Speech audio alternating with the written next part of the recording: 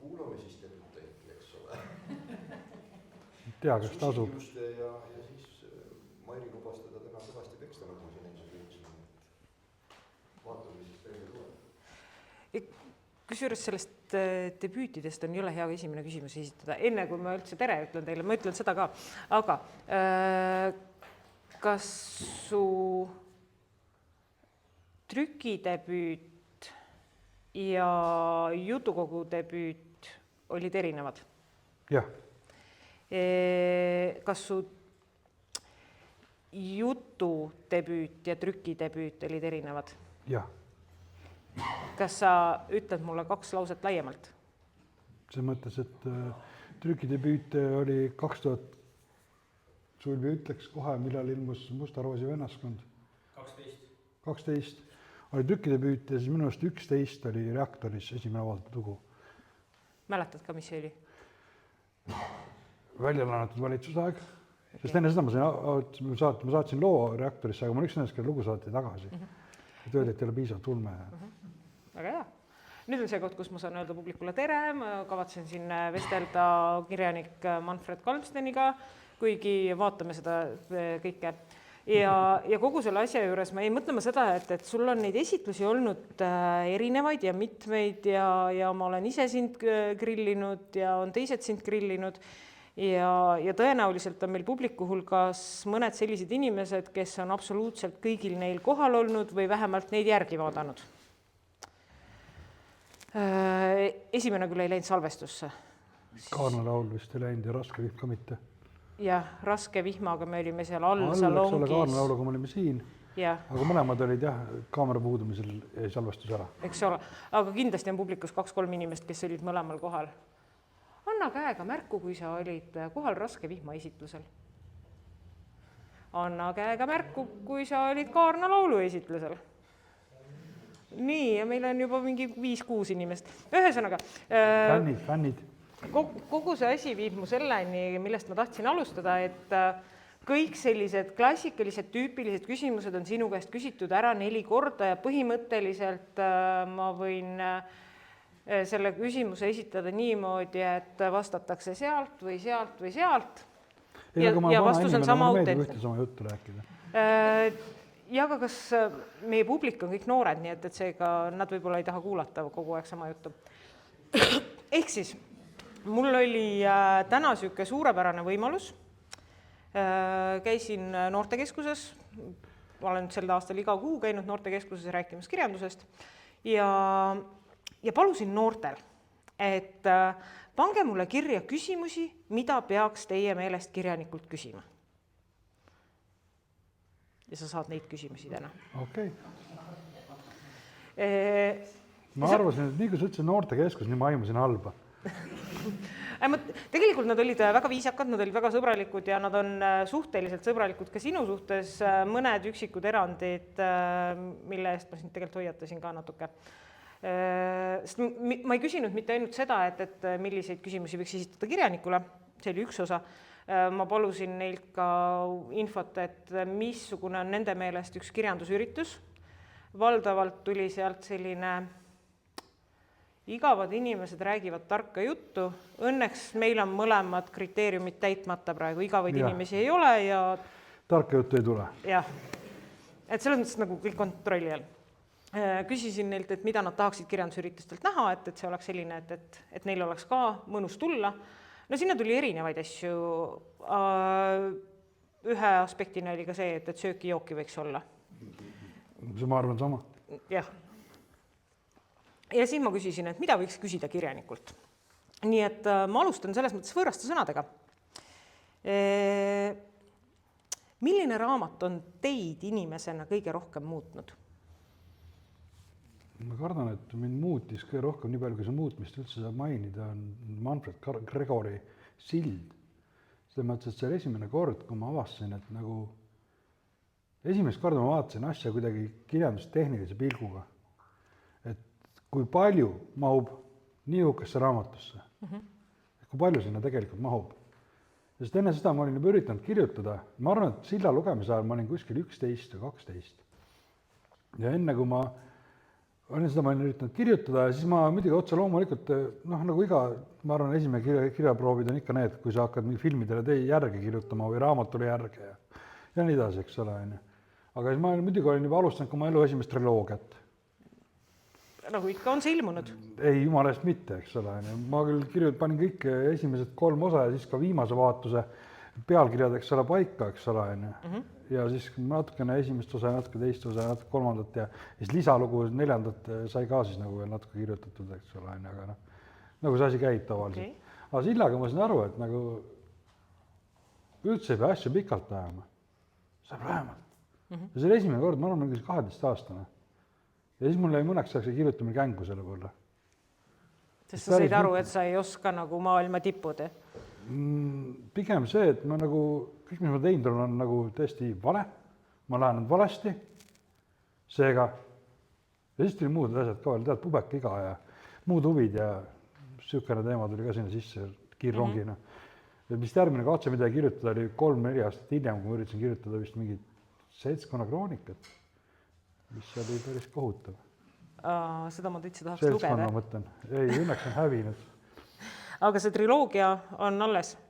Ei, jumal appi, see on üks nendest triloogiatest, mis on jäänud kuskile erinevatesse vihikutesse, erinevatesse asjadesse katmattunud aegade hämaruse ja selle tolmukihi alla. Jaa, aga selles mõttes, kui ta sul kuskil on olemas, siis ma tõsiselt soovitan, et puhu see tolm sealt pealt ära, loeda ise läbi. Sest võib juhtuda, et sa leiad selles 11-aastases iseendas midagi sellist, mis väärib kuidagi uuesti esile tõstmist. Selles 11-aastases minus oli tohutu tahtmine nagu pidevalt mingi ääremärkusi teha ja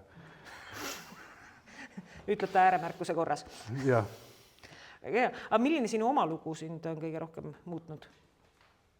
Ma arvan, et tegelikult põgeneda rottide linnast, see mõttes, et see on jälle see teema, no kirjutamisalaselt me oleme muutunud. Kirjandus mind väga palju inimesena muutnud ei ole. Aga põgeneda rottide linnast näiteks seda, et ma pean hakkama. Isegi sulbisuguses sõelast lähen läbi, või lähen läbi tähendab veel sõelale, parandan ennast kärmelt. Ja siis loomulikult Köter Tämmerung, lühiromaan. See mõttes, et see oli see, et kus ma üritasin kirjutada 1000 aastat lühiformaadis. Ja endal sain väga hästi hakkama, kriitika on sinna tänna. Jah. Nii, aga ma võtan järgmise, mida noored küsiksid kirjaniku käest. Miks sa kirjutad? Peas on midagi valesti, see mõttes, et mu tahe tekivad tegelased, tekivad lood. Ja kui ma nad kirja panen, siis esiteks seda hästi lahe teha. See on valusalt mõnus tegevus. Vaevaline, aga väga lahe tegevus. Ja see mõttes, et midagi kirja panna on tegelikult ju paras millegi mõtte ajamine läbi mingisuguse lukuaugu, eks ole. Et vormi mõte sõnadeks, pane see kirja, nii et 3. inimene või teine inimene oleks võimuline sellest ka aru saama, eks ole. Et kogu see protsess on tegelikult, idee algideest kuni, ütleme, viimistamiseni. On iga protsessi osa on mingi nurga alt tohutult äge. Ja juhtus täpselt see, mida sa ütlesid, et juhtub, ehk siis see, mida sa ise ütlesid, ma nüüd kohe muudan küsimuste järjekorda, sest et siia otsa sobib suurepäraselt see küsimus, et kas raamatu kirjutamine muudab kellegi erakuks? Ma ei ütleks. See mõttes, et erakuks muutub ikka inimene, kas tänu iseloomujoonele või tänu tema endale. See mõttes, et nagu raamatu kirjutamine ei tee sind ei erakuks ega erandlikuks ega... Aga kas eraklikkus on üks sellistest headest nii-öelda abieeldusteks? No sul on väga palju aega. Kõvasti rohkem kui sotsiaalne inimesel. Muidugi inimestel on õige komme selle ajaga, mis neil on, mitte midagi peale hakata. Enamus erakuid... Mul on selle jaoks see masin. Doomscrolling või? Jaa. Ma õppisin ka selgeks. Ja sealt edasi järgmine küsimus, mis oli ühel teise lehe peal. Kas raamatut kirjutades võib minna hulluks? Kaarnalaulu kirjutas mul tekkis tunne, et ma ei ole sellest väga kaugel. see mõttes, et see oli tegelikult mu peas nagu üks niisugune mästav kartulipuder. Elav kartulipuder mu peas, mida ma üritasin panna, eks ole, siis sõnadesse samal ajal ringi trampides, ühest seinast teise, ringirataste köök ja suits ette ja suits kust ja uuesti jälle paar rida kirja, eks ole, enne.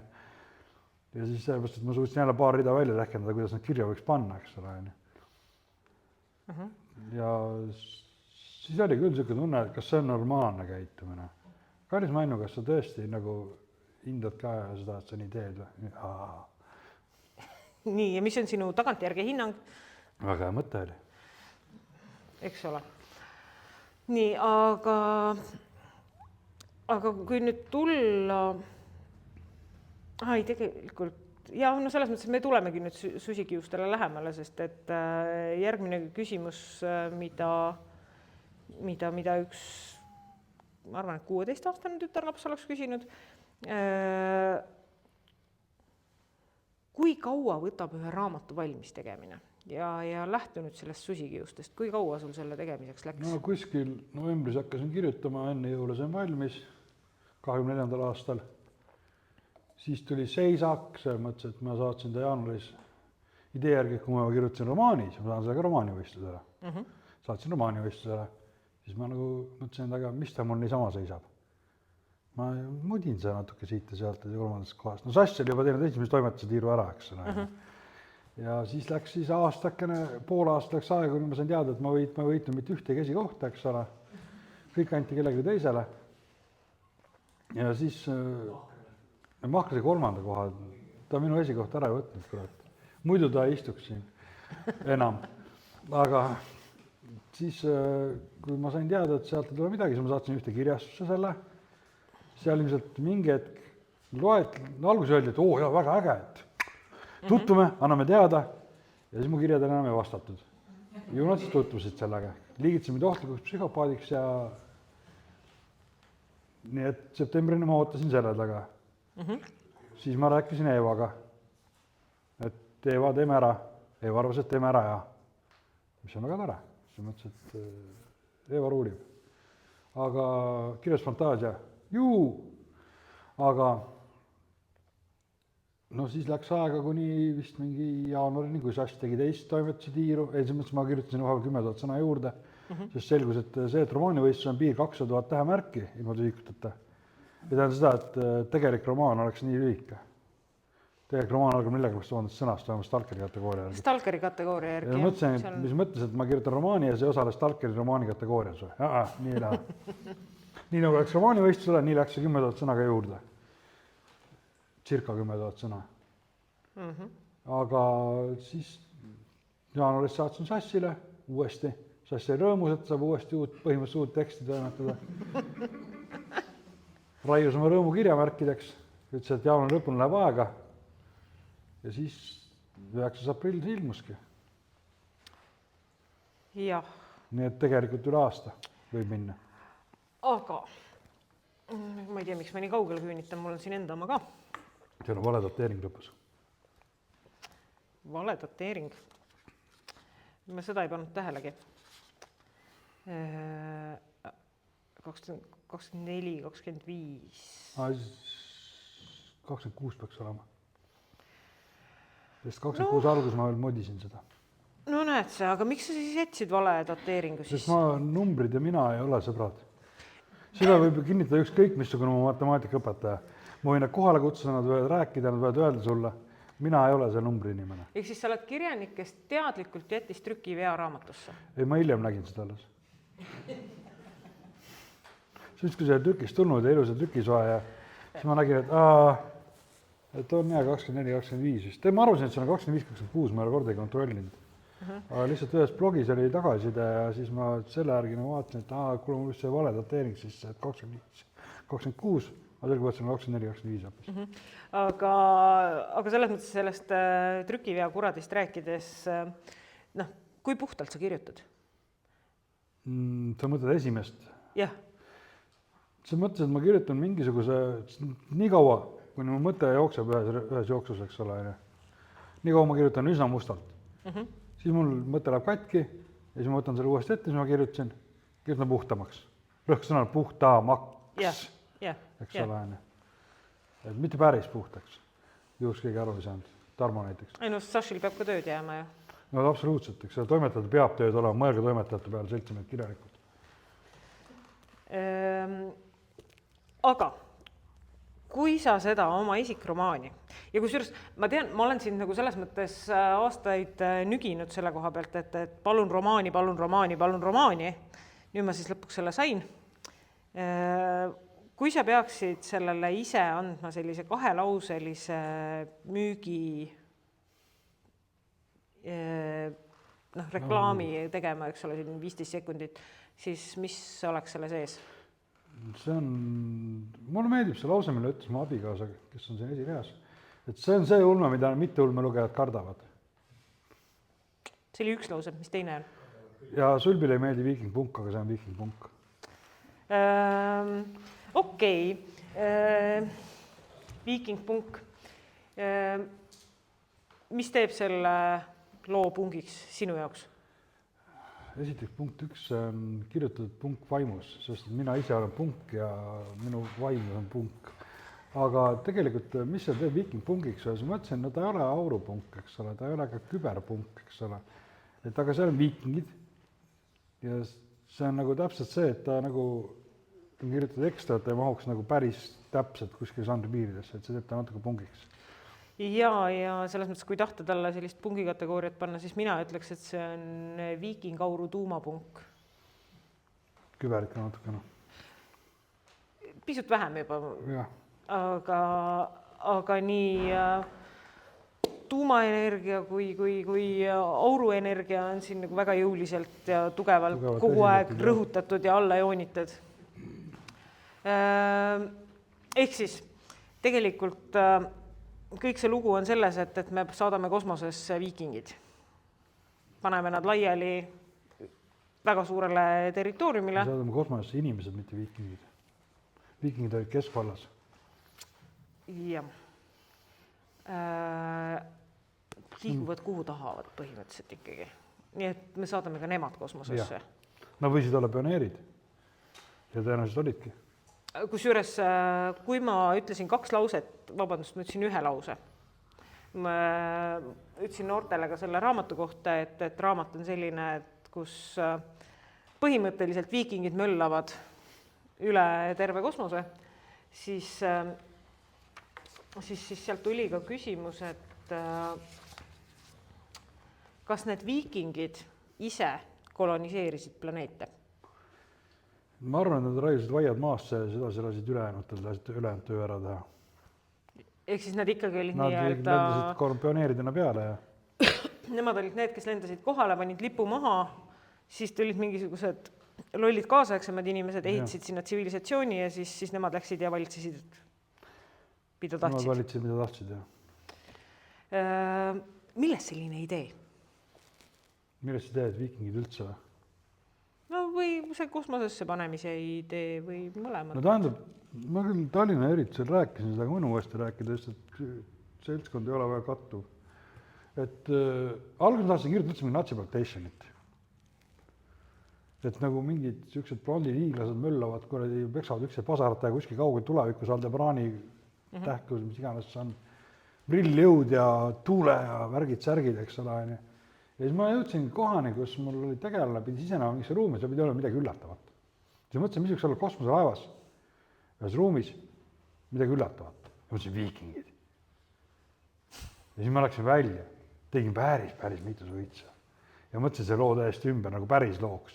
Mitte ma kirjutan mingit asja, kus ma lihtsalt panin elemente üksteise otsa lootuses, et äkki mul tuleb mingi siduv idee, vaid et ma nagu kirjutasin nagu päriselt lugu.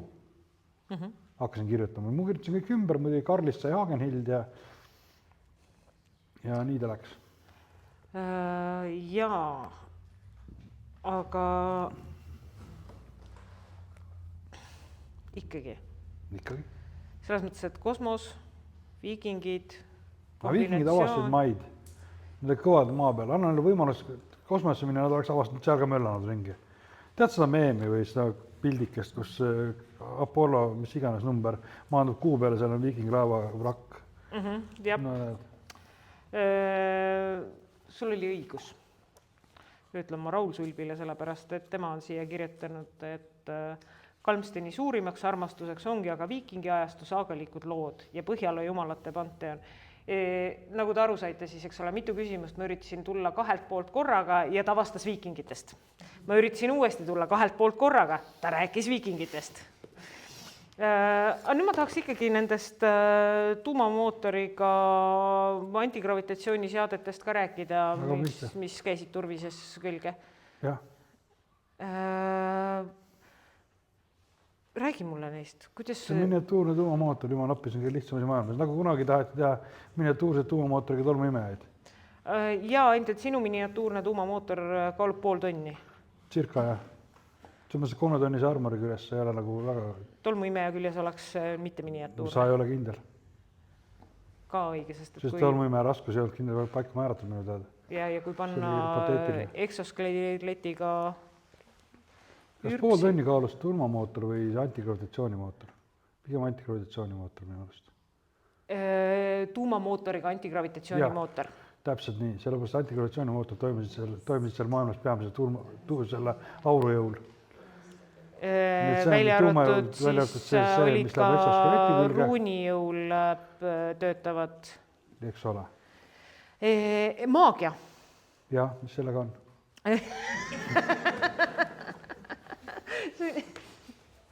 Kas ruunijõud mitte ei ole juba maagiline? On. Sul oli väga kihvte maagilisi lähenemisi siin selle ruunide peale ehitatud. Kui palju see tuleb autentselt mütoloogiast ja kui palju on see, mis Kalmsten mõtles oma 8. suitsu tehes, et see on lahe idee, ma tahan seda sisse panna? Enamus on ikka minu oma, see mõttes, et mul on võetud, eks ole, Põhjala mütoloogias on Ragnarök, Loki, Miimini pea, Oodin ka tegelikult oli olemas mütoloogias pesitsevukurtegärane. Ja vist mingid nipet-näpet, Vikerkaare sild ja ega väga rohkem nagu ei olegi, et enamus on ikka minu maailm, kus on Põhjala elemendid. Ja siis sa ehitasid sinna sisse viikingid, kes põhimõtteliselt on sellised murdumatud. No, inimestele meeldib teada, et nad on sellised. Tegelikult nad sealt selgub, et igat tüüpi viikingid on murtavad. Jah, sai neid seal järjest surma. Aga siit edasi, et kui sellest loost nüüd jääda ikkagi selle loo juurde, siis mingite varasemate lugudega meil on olnud, eks ole, seda arutelu, et kas tegemist on noortekaga või mitte noortekaga või siin ei ole, see ei ole kindlasti selles mõttes klassikaline noortekas, et siin ei ole noored peategelased, siin on keskealised peategelased. Või ma ei tea, kas Loki kohta saaks öelda, et ta on keskealine? Ikka, no jumalad on jaotud. Lihtsalt mõni eest on pikema omega, mõni lühemaga on jaotud anyway. Kusjuures, kui Loki tegemisi võtta, siis võib-olla võib ka tema kohta ka öelda, et ta on lihtsalt aastatuhandeid kesk- ja kriisis. Võimalik. See mõttes, et ma nii karmiti ütleks, ma ütleks, et lihtsalt on niisugune, tunneb ennast valesti mõistetuna ja käitub debiiliku kombel mõne koha pealt. Jonnakas nagu niisugune. Aga selle loo selline käimapanev jõud on põhimõtteliselt tiirleb läbi loo ühe 15-aastase nooruki ümber, kes käitub nagu 15-aastane nooruk. Ma lootsin, et ta seda teeb. Suhteliselt. Ma arvan, et sulle kodust öeldi ka, et peaaegu. Kellele sa ise seda raamatut lugeda annaksid? Ulmefännile. Esimene järjekorras. Nii. Siis ma annaks süvenemisvõimelisele lugejale. Ma annaks kõik enda raamatut esimeses järjekorras Ulmefännile ja süvenemisvõimelisele lugejale. Ja see raamat minust nõuab süvenemist natukene, ma arvan. Mis selles mõttes toob selle teemani, mis selle raamatu puhul oli hästi äge, oli need suured mängud sõnaloomega. Kuidas see asi kujunes? Sest sa oled siia hästi palju terminoloogiat välja mõelnud. modifitseerinud teda natuke viikinglikuks, jättes samal ajal selle mingisuguse tuleviku hõngu juurde, jah. Minu arust näiteks punkt 1, see ongi kirjandus, et sa tegeled mitte ainult maailmaloomaga, vaid sa maailma kirjutades ka sõnaloomaga. See on kirjanduse minu arust üks põhiasjadest. Kiida midagi küsida või? Näed, Laura näitas hävid, näed, mul on õigus seekord vist. Aga et kuidas see kujunes nii, küsisid sa? See lihtsalt tuli, see mõttes, et ma nagu tegin seda, mida ma tavaliselt teen. Kas sul on mingid tehnilised failid ka kõrval selle jaoks? Ei, mul ei ole mingit faile. Ma tegin kunagi, kui ma alustasin kirjutamist, siis ma tegin igasugu faile ja skeeme ja asja ja tegelikult mulle piisab sellest siin. Kas, see on nüüd see klassikaline, mingid autorid on seda öelnud ka, et kui sa jääd maailma väga palju looma paberile, et siis ühel hetkel on see, et aga maailm sai valmis, mul pole mõtet enam lugu kirjutada, võtame uue. Ja see ongi see teema, et põhimõtteliselt, kui sa tegeled mingi asjaga kõrvalproduktidega, siis sa tegelikult tegeled selle asjaga juba ära. See energia, mis oleks kõige kulunud selle kirjutamiseks, eks ole, läheb kaotsi mingite lolluste tegemise peale. Ja teine asi on muidugi see, et kui sa mõtled asja peale, mida sa saad saavutada, mõtled tihedalt, see aju saab täpselt sama laksu, mis seda asja saavutades. Et tegelikult ta või väiksema, aga laks on täpselt sama. Ja kui sa pidad mõtled ja mõtled, siis miks üldse teha? Okei, mingi hetk saad aru, et sa tee seda mitte kunagi ja sa mõtled mingi muu asja peale. Jah, ühesõnaga, kui sa tahad olla produktiivne, siis ära mõtle, kirjuta. Või kirjuta seda, mida sa mõtled. Jah. Tead, aga ma tulen tagasi selle juurde, kuidas sa kaitsesid seda lokit siin praegu, eks ole, see valesti mõistetud jumalapoeg. See ei ole minu sõnastus, see on see, kuidas lokit võetakse tavaliselt. Minu arust on lihtsalt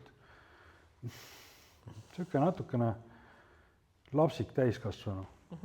Jonnakas, siuke tiinekas, eks ole, kes on täiskasvanu kehas, eks ole, jaatus kehas, nagu me enne rääkisime. Ja et mina ei ole suurem loki fänn, aga ma tean, neid on mõned. Et nemad ütleks kindlasti midagi muud. Nemad kaitsevad lokit väga. Selle koha pealt on kaks asja. Esiteks on see, et noorte üks küsimus oli, et ma kõigepealt tulen teistpidi küsimusega. Milline tegelane selles raamatus sulle endale kõige sümpaatsem oli?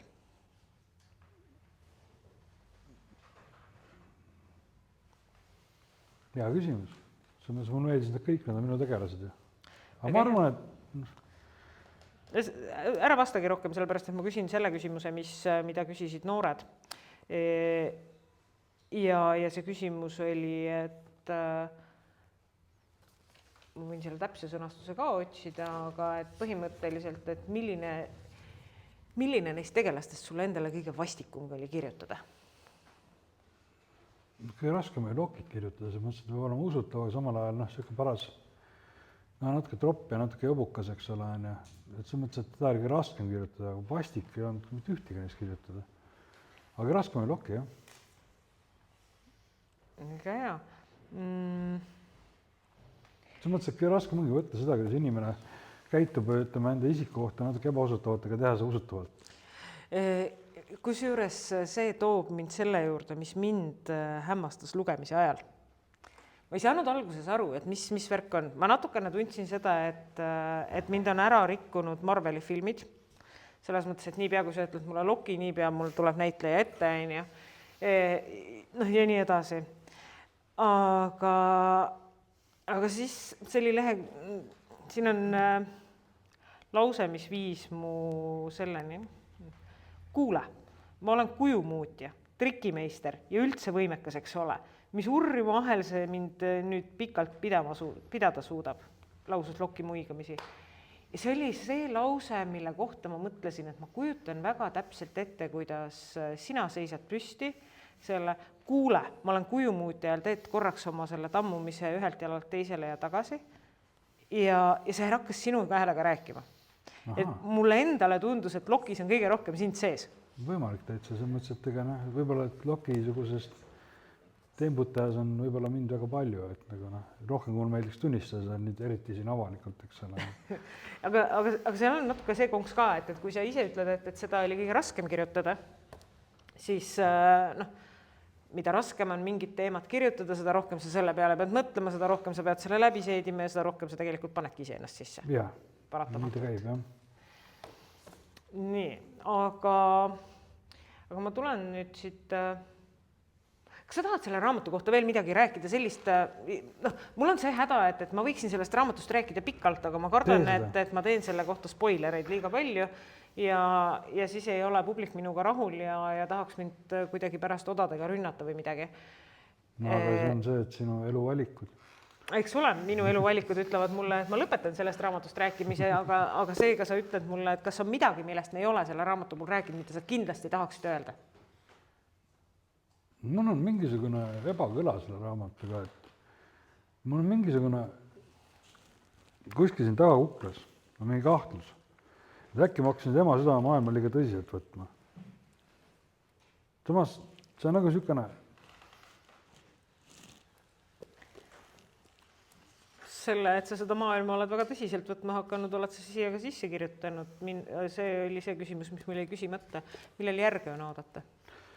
Ma olen kohutavalt kehv järgede kirjutaja, et ennem küsimu käest, kas eellugu tuleb, et see on nagu tõenäolisem variant. Et... Aga sa saad ise aru, et sa viimasele leheküljele kirjutasid sisse selle, et sa pead selle järje kirjutama? Ma jätsin sinna päris mitu liini, mis jäid niisuguse kohta, kus neid võiks järje, aga ma ei taha lubada, et ma kirjutan järje, sellepärast, kui ma luban selle välja, siis ma tegelen kõige muuga peale järje kirjutamise. Mul on järjele pealkiri olemas, ärge sellest muretsege. Kui tuleb, siis tuleb. Sest et häda on selles, et sa ei pea seda mulle siin isegi ütlema, aga kes raamatu läbi loeb, viimane lehekülg minu meelest ütleb väga täpselt, et jah, järg tuleb. Ma näen noogutusi nendelt, kes on seda lugenud. Ära tunne ennast üldse nagu halvasti. Sa võid kirjutada vahepeal 7 muud raamatut, lubatud. Aitäh! Eriti senikaua, kuni need on ulme ja hea ja mõni võiks romaan ka olla, mitte ainult jutukogud. Eks ma üritan. See on mul praegu hammas verel, nii et ma olen nagu see murdumispunkt on selja taga. Mul ei ole midagi kaotada, eks ole. Ma olen see inimene, kes on nagu, nüüd ma olen alla käinud, nüüd ma võin romaane kirjutada. Muide, selle raamatu kohta ma ei saa seda veel käest ära panna, sellepärast, et noorte küsimusest tuleb veel siia sisse see, et kas sa kahetsed selle raamatu mõne lõigu või peatüki kirjutamist? Ei, absoluutselt mitte. Ma isegi, vaata, ma olen see raamatu paberkujul läbi lugenud. Seal on väga vähe momente või selliseid kohti, mille ma tahaksin muuta. Kas sul on sahtlis või kustutatud failide hulgas mõni selline peatükk või tegelane, kelle sa kirjutasid, aga siis sa kahetsesid ja võtsid välja? Ei, see mõttes, et kõik, mis tuleb, mis elab minu failis kauem kui 24 tundi, sinna sisse ka jääb üldiselt. Et need sellised kohad, mis tahavad mujale lappama, ma roogin välja sealt üsna kiiresti.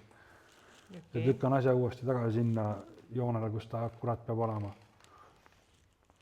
Ehk siis järjekindlalt algusest lõpuni? Järjekindlalt algusest lõpuni, ma olen selles mõttes väga igav kirjutaja, et ma alustan algusest, siis niipea, kui ma tean, kuhu ma jõuda tahan, siis ma hakkan pihta, siis ma jõuan muidugi kuskil mujale, mitte sinna, kuhu ma tahtsin jõuda.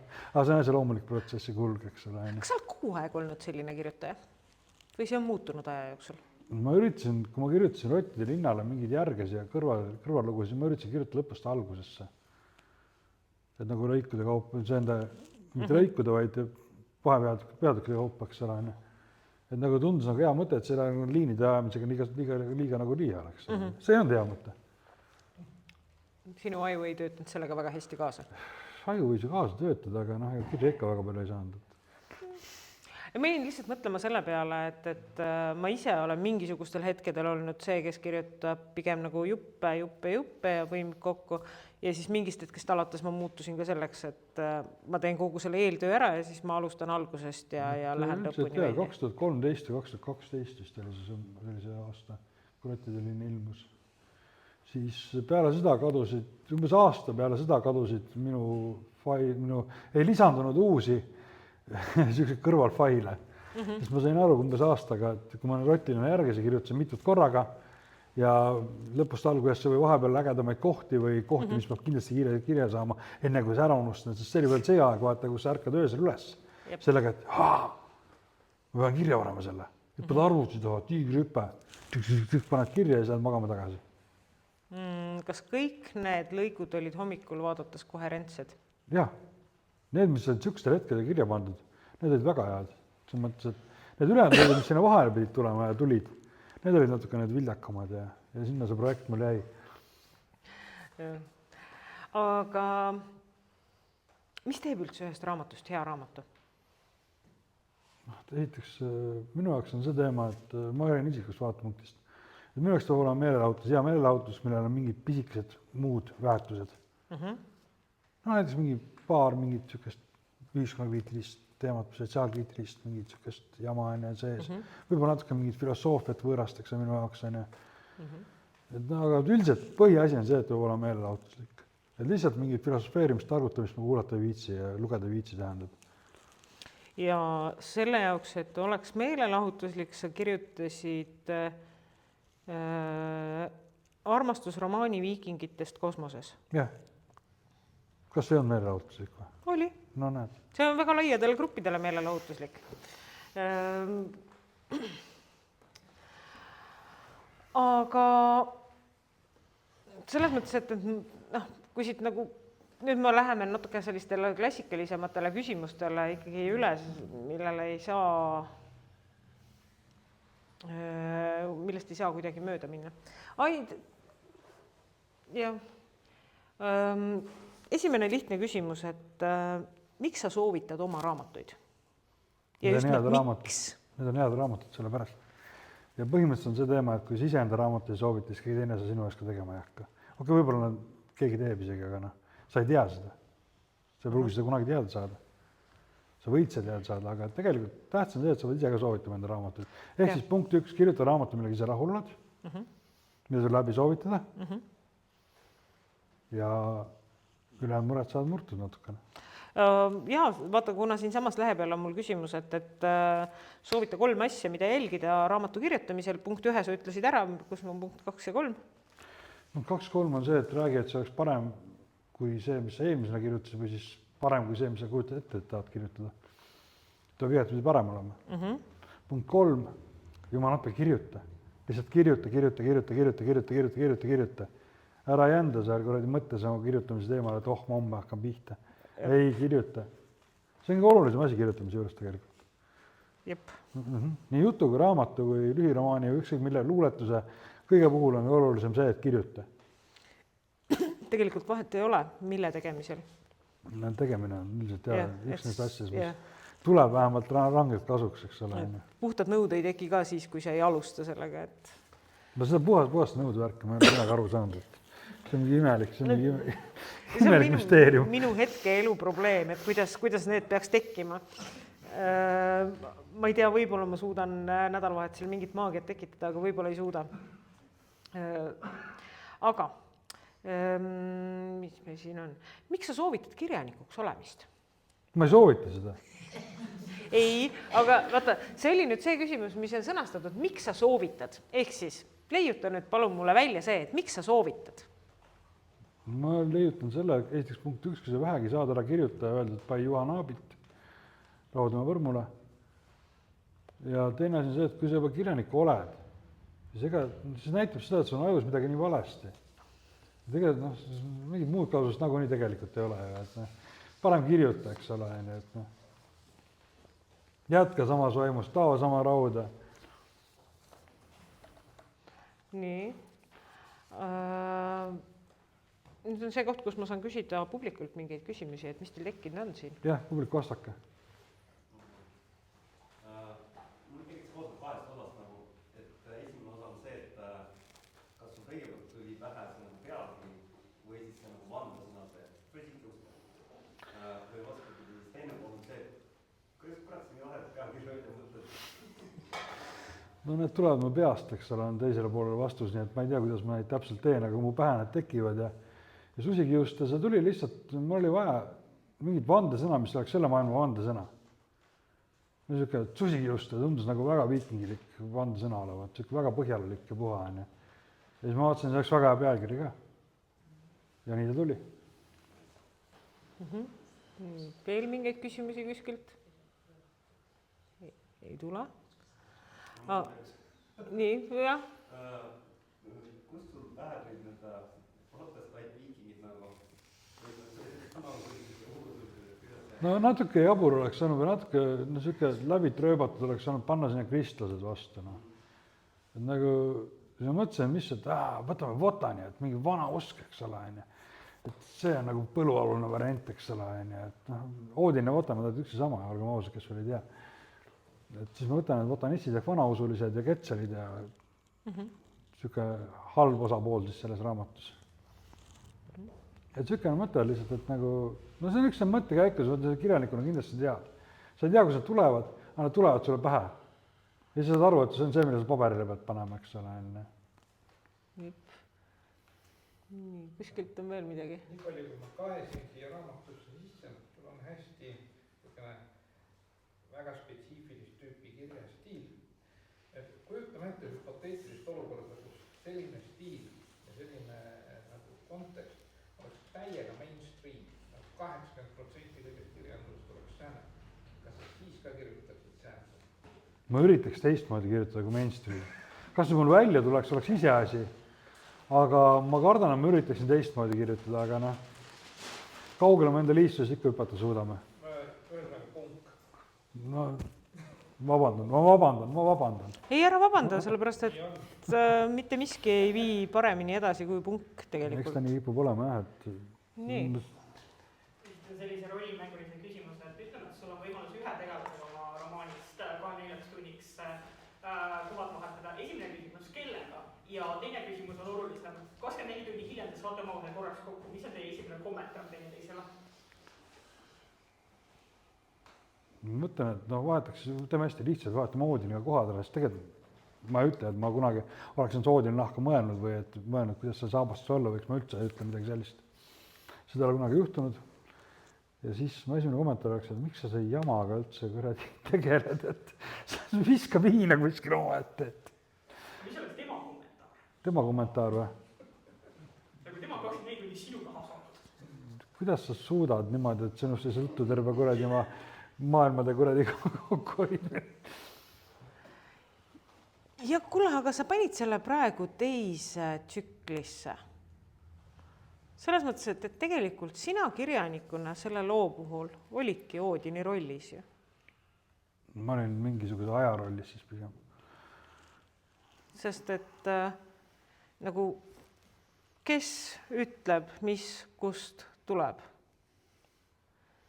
No see mõttes, et Oodin ei ole ju see, kes otsustab, mis kuskile läheb või tuleb. Ma olin siis saatuse rollis. Aga ta ikkagi mudib siin nagu ühte ja teist ja kolmandat pidi. Tal on ikkagi nagu nii-öelda jumala käeenergia. Mis... See on kirjanik olemise võlu, et sa saad jumalat mängida natukene, aga see on tegelikult väga liiale sellega minna. See on natuke tehakse liiga tehnilise spetsiifiliseks. Et ma peaksin seda natukene rohkem välja mõtlema, mida ma öelda tahan. Kusjuures selle sama asjaga seoses on üks küsimus, mida ma kindlasti tahtsin küsida ja mis mul läks vahepeal meelest ära, on see, et su tegelane siin, su peategelane, mis ta on siis 40-aastane naine, eks ole? Hästi palju mõtiskleb selle üle, et kui vaba ta oma tegemistes on ja millises mahus tal on oma elu üle sõnaõigus või oma tegemiste üle sõnaõigust. See teema tundus selline, et see teema läheb kõvasti laiemale kui ainult ühe tegelase mõttemaailm. See on selle maailma, nagu ma ütlesin, selle Põhjala maailma, kus saatus oli väga nagu tähtis roll asjas. Usuti ettemääratusse, usuti mingi jõnksudesse küll ja võimalust seda kõike väänata, eks ole. Et tegelikult ta peegeldab seda sama maailma suhtumist, Agenildi tegelaskuju. Aga mis on sinu suhtumine? Jumal, sellest ma ei hakka rääkimiseks või masendavaks. Jätame selle. Selge, ma tegelikult... See mõttes minu suhtumine on see, et üldiselt vaieldamatult on saatus su enda kätes, kui ta just ei ole kellegi teise kätes. Jah, väga hea. Ja ma saan jällegi, tulen tagasi selle üleilmise mõtte juurde, ehk siis kirjanikuna sa võtad teiste saatuse enda kätesse. jah, ja siis katsu nendega mängida nii, et nad Et neil oleks võimalikult halb. Nii, et sa ei tunne ennast süüdi selle eest, et neil väga halb on. Et neil oleks 150 lehekülge võimalikult halb või 170. See on kirjandus, jah. See on üle Eesti kirjandus, et nad sünnivad mustalaega tuppa ja põrandaga must. Ja ilm ei ole kunagi hea. Ei. Kusjuures ilma siin väga ei olnudki hädas. Korra sadas vihma. Ja korra tibutas. Jah. Mis oli natuke hämmastav selles osas, et see ei olnud ilma sisse toonud, sest... No sellest lühiromaan, mille ma kirjutasin peale seda, see on ilma väga palju. Sest ma just mõtlen nagu seda, et kust sa tuled, on ju, et terve raske vihmakogumik tegelikult mitte ainult nimilugu, vaid kõik lood on väga ilmapõhised. Sellest sajab pidevalt, jah. Mis iganes on, sajab, on külm, on udu, aga see ilm on nagu hästi üks pealistest peategelastest. No siin on Basraaga, see on niisugune natuke lightweight, võrreldes udu või raske vihmaga, eks ole. Jah, et kui Eesti filmis on see, et üks peategelane on kindlasti taevakaadrid. Suhteliselt selline klassikaliselt. Et siis siin ei kuulunud ilm peategelaste hulka. Kas oleks pidanud? Ei. Arvestades seda, et kosmoselaevas on üsna reguleeritud ilm, see võtab nagu kohe maha ja siis jäävad ainult need planeedi pinnad, eks ole. Ma ise mõtlen, mul on see paberiga läbi lugenud, paberi pealt läbi lugenud, eks ole. Ja ma nagu ei tunne, et ma see midagi väga puudu ei. Midagi ei tunne, et ta ei oleks nagu minulik samas. See on väga sinulik. Ja siin ei ole ilma. Ja see on selles mõttes omamoodi vastuolu, sest minu jaoks sa kuidagi liigitusid esimese hooga nende autorite juurde, kes oskavad anda emotsiooni läbi ilma, läbi mingite selliste siis ma teadlikult väikeste üritasin asjade juurde. Algusaastatel. Et luua atmosfääri, eks ole, läbi looduse jõududa, eks ole. Külm ja vihm ja kõik see, eks ole. Nii, ja enne seda, kui ma lähen lõpuküsimuse juurde, mis on see viimane löök allapoole vööd. Mul tuli üks küsimus, äkki ma küsin selle. Küsi ära. Pärast oleme vastajad. Mul oli kõrvu see, et sa kirjutasid selle suht kiiresti vist. Kuu natukene peale. Jah, ilukirjandus, see on ikka päris paras selline koormus, et on sul mingi nagu rutiin kirjutamiseks, võrrastad inspiratsiooni kirjutajad, vahel pikab nagu ühe päeva järjest. Ei, see mõttes, et elu näitas ilusti ära, et inspiratsiooni või tunnet või tuju oodates eriti midagi kirja ei saa.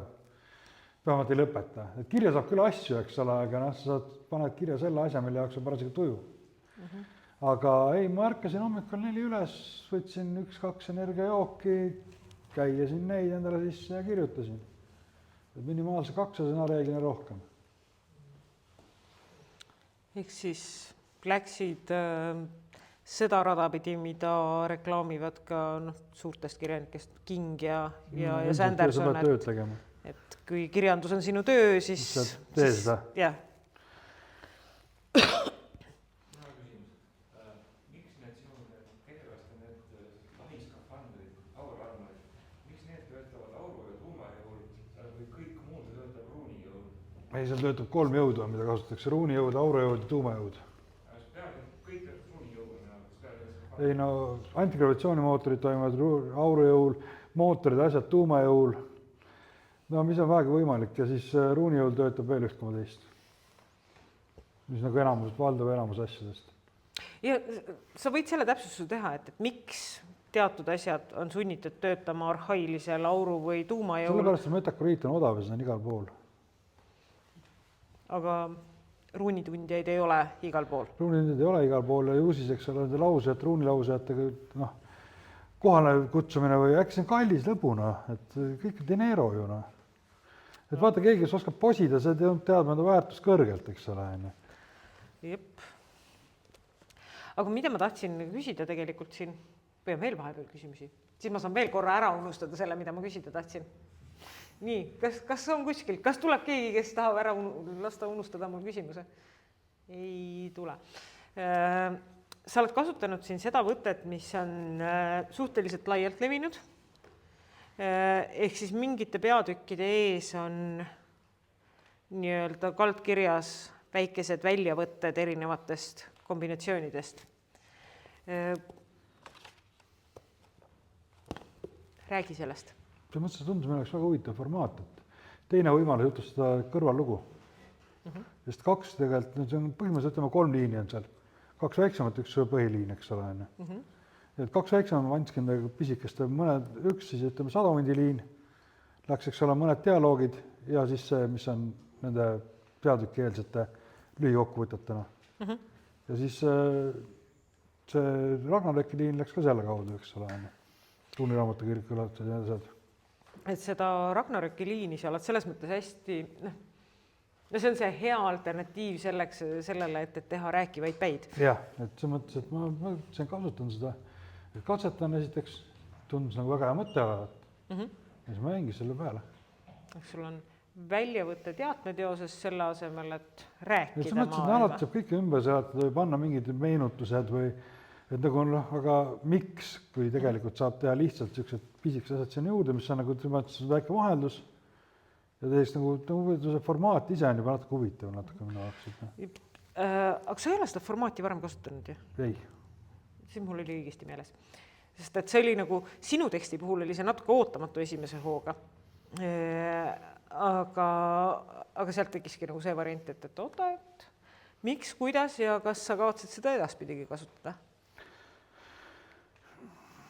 Maybe. See mõttes, et ma ei tea, mida ma olen praegu nagu nii siuke periood, kus ma nagu miskipärast ei kirjuta, seepärast mul ei ole midagi kirjutada. Mul on mingi ei ole tee-ideed. Saad aru? Mul on ideed, mida ma kirjutan, aga need ei ole tee-ideed. Ma olen kirjutan sellepärast, et nagu ma kirjutaks. Puhtalt selliseks nii-öelda treeningülesandeks. Kas see oleks okei, kui ma otsiksin oma kotist ploki stikinotse ja laseksin iga ühel siin saalis kirjutada ühe idee paberile ja me annaksime selle pundi stikinotse sulle? Ma ei väida, ma ei luba, et ma nende stikinotsidega midagi muud teen, kui loen need läbi. Nii et see oleks natukene võib-olla ressursside raiskamine. Stikinotsid on ka jälle maksavad raha. Kas puhtalt selle lause kuulamisest kellelgi tekkis idee, mida nad teaks, et nad kirjutaksid sinna stiki peale?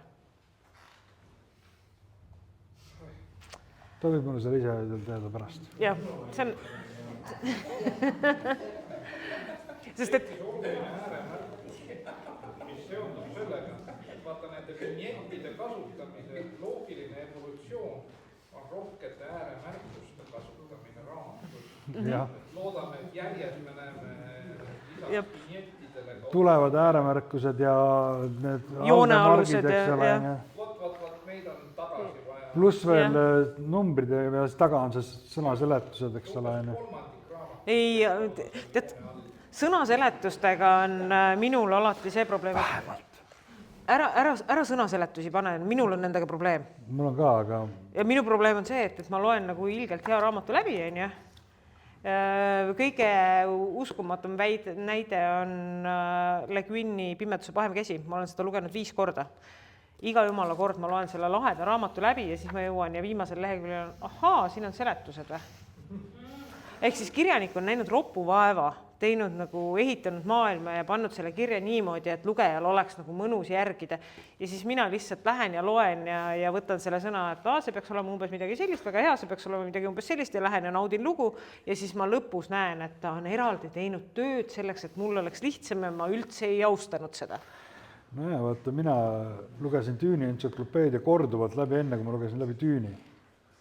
Pohmaka lugesin Tüüni entsüklopeedia, mis seal lõpus oli. Kogemata avastasin selle ja seda oli väga huvitav lugeda. Nii et selleks hetkeks, kui ma hakkasin raamatut lugema, ma teadsin juba, mis need asjad seal on. Asi on maad tipp ja nii edasi. Ja teine asi, mille ma võtsin lapsepõlves, mida ma teismelisena kasutasin palju, oli see, et ma alustasin raamatu lugemist esimesest dialoogist. Esimesed jutumärgid on esimese peatüki esimeses sõnas. Ehk siis ka 15-aastane mina oleks seda raamatut alustanud esimesest lausest. Bueno. Kas sul endal on mingisuguseid selliseid ratse, millega sa nagu hoiad lugedes või kirjutades? Mul kunagi oli lugemisega see, et ma võtsin suvalise koha pealt lahti ja kui ei tundunud huvitav, siis ma seda raamatut kätte ei võtnud. Selles mõttes, et keegi pidi ikka väga soovitama või tõsiselt manama mulle mingi ette, mis seal sees nii ägedat on, et ma seda ilmtingimata lugema peaksin. Sest et ma võtsin ikka suvalist kätte ja ma vaatasin, jurares, ma ei taha sellest midagi teada. No, et mul oli vist Must noor oli mitu kuud lugemata. See oli mu lapsepõlve lemmikraamat. Aga mitu kuud oli ta mitte lugemisele minevate raamatute hunnikus. Sellepärast, et ma sattusin kohe seal mingisugusele lollakale salmile, mis mulle üldse ei meeldinud. Ja mõtlesin, mis jama see siuke on. Tuppas mul 4 musta noolt, nemad peavad selle eest hoolt. Ja mul see peas muuseas. Ja minu peast ei pühi mitte miski välja Aatomikku luuletusi. Ma vaikin. Kas on kellelgi veel küsimusi, enne kui ma pommi alla panen asjale? Ei ole. Koolis kirjandinded olid? Kirjandinded olid mul head, kui õpetaja aru sai, mida ma kirjutasin. See oli see teema, et tihtipeale mul see psoriaas oli klassijuhataja ja kirjandusõpetaja küsis, et mul, kirjandinnetega oli siuke jama, et kuskil 14. eluaasta ma avastasin, oli nädalalehes oli Kivisildniku mingid imelikud siuksed, ta nagu arvustas filme seal, aga ta ei kirjutanud eriti filmist. Siis ta kirjutas igas lollaka muidu siuksed mingi pisikesi artiklikesi, et uinuv rahvamass sünnitab presidente ja mingi siuksed pealkirjad olid. Kivisildnik miljonite lemmik oli see rubriigi nimi, lehe nimi. Ja siis oligi, et siis ma leidsin, et ahaa, nii võib ka. Ja ma hakkasin kirjandit kirjutama, nagu Kivisildniku nagu laadis, siuke järgi aimates. Ja siis selle võrra nagu kirjandinded kukkusid 5 pealt 4 peale. Ja päris 3 ei saanud panna, eks ole, 2 veel vähem. Aga 5 enam ei saanud. Läksid liiga pidavaks ühiskonnakriitiliseks. Täpselt nii. Kirjanduskriitiliseks ja siis ma kirjutasin Jane Eyre'i kirjandid, ma kirjutasin mitte endale, aga klassiõdedele 3 tükki 25 krooni eest tükk. Ja kõik nad olid siukses ühes sama stiilis, kõik hinnati hindele vist, kui ma eksi, oli 4. Ja õpetaja oli pidanud iga aega vestluse tähtsuse sellest, et kui tähtis on kirjutada iseenda asju. Isa Korjoo oli see kirjand, mida ma kirjutasin 5. Aha, no näed. Aga nüüd ma saan siis selle viimase, et see tuleb jälle seal noortekeskusest. Ma tegelikult, ma palusin neil seda, et mida küsida kirjanikult, aga ma utsitasin neid, et mõelge välja nagu selliseid küsimusi, mis oleks nagu absurdsed, tobedad, nõmedad, et proovige nagu sinna poole ka minna. Ja siiamaani sa saad aru, et nad on tegelikult suhteliselt klassikalised olnud, eks ole, et nende jaoks asi, mis tundub selline arrogantne, on tegelikult, võisin vabalt küsida, aga ma siia lõppu selles mõttes jätsin selle küsimuse, mis tõepoolest on natuke arrogantne. Ma loen sõna-sõnalt. No. Kas ta arvab, et ta on vääriline selle tiitli eest, ehk et olla kirjanik? Muidugi. Nagu päriselt olen. Ma olen jumala veendunud selles, et ma olen vääriline kirjanik olema. Ma lähen täiesti täpiliseks. Ma kirjutasin romaani, sellepärast mulle öeldi, et ma ei ole kirjanik, mul ei ole romaani. See oli põhiline, 2 taustajõud oli see romaani sündimiseks. Üks oli see, et mulle öeldi, et ma ei ole kirjanik. Ehk siis sa oled kirjanik, sa oled kirjutanud romaani, andnud välja jutukogusid, ilmutanud hunnikutes jutte, mitmes raamatus sinu nimi autorina sees on kokku? Ma ei tea. Mitmes? Sa tead. Isegi sulbi ei tea. Mul ei olnud number on nii suur lihtsalt. Ma loodan, et sul on kaasas tohutult palju autogramme, sest et esimese ma küsin enda raamatusse. Ja siis pärast saavad kõik teised ka küsida, mida nad tahavad. Ja kui sul ei ole endal midagi, mida sa veel hirmsasti tahad öelda täna, siis lõpetame ära. Siis lõpetame ära. Aga olgu.